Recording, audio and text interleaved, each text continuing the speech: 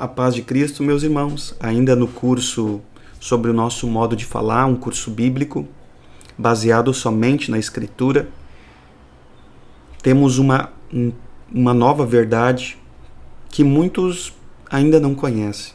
Você sabia que, biblicamente, você tem dificuldade de se autoanalisar?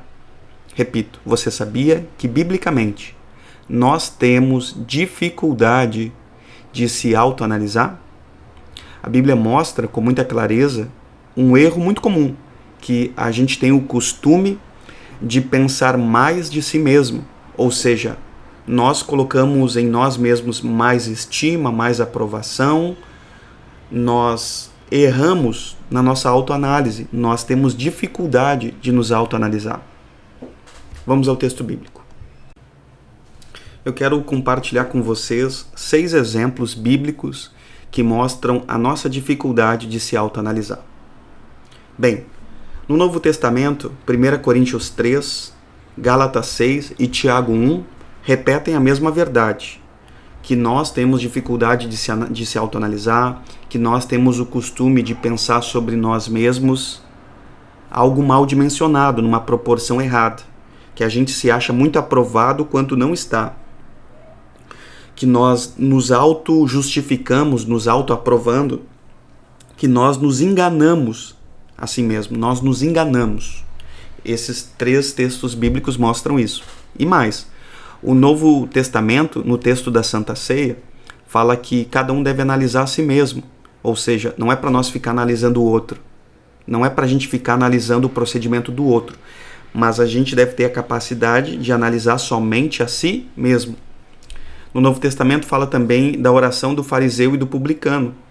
E nós vemos 2 autoimagens completamente diferentes. O fariseu pensava que era o máximo, porque ele ia no culto, porque ele dava dízimo, porque ele jejuava, porque ele não era como os outros, ele se achava muito aprovado.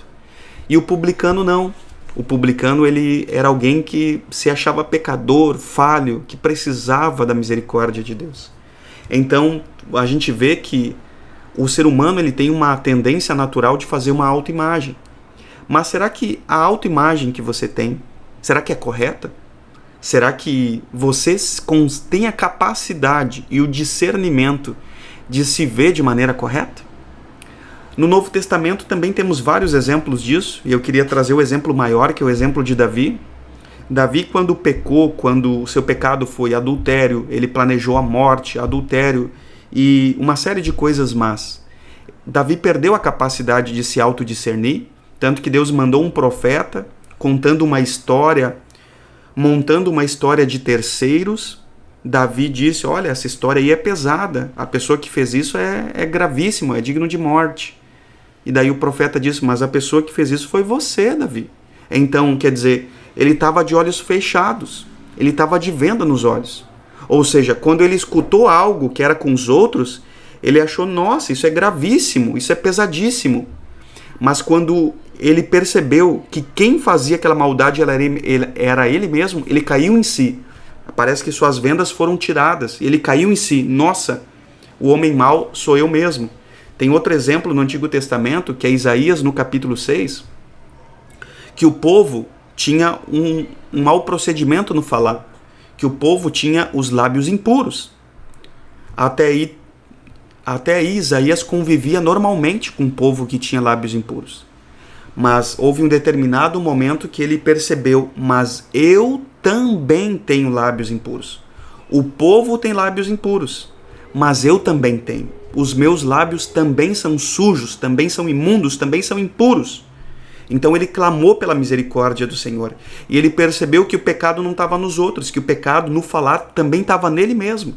Isso tudo é descrito com muita clareza em Isaías capítulo 6. Então a Bíblia mostra com muita clareza que nós temos dificuldade de se autoanalisar. Então nós precisamos buscar a Deus para que a gente venha nos ver como Ele vê, para que a gente possa analisar o nosso procedimento de uma maneira mais correta. Amém? Esse vídeo ele é profundo, pense nisso, medite nisso, compartilhe esse vídeo, compartilhe também esse curso. Amém? A graça e a paz do Senhor Jesus.